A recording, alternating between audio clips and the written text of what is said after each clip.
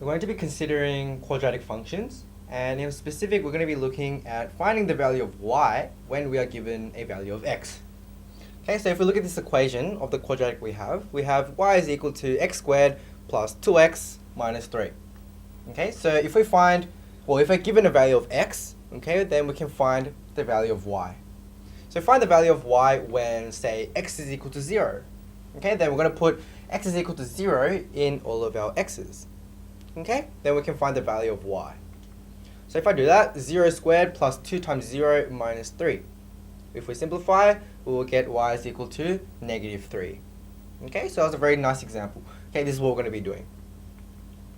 Okay, so find the value of y when x is equal to 1. Okay, so same concept.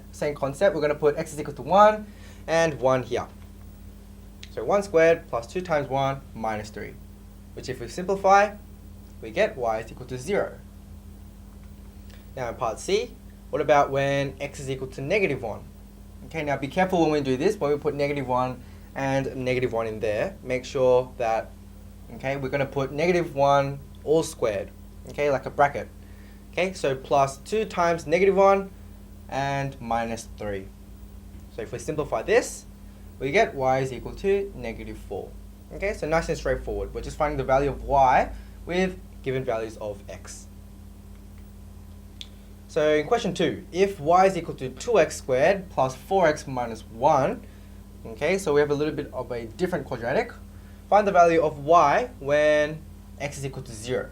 Okay, so putting x is equal to 0 is quite easy.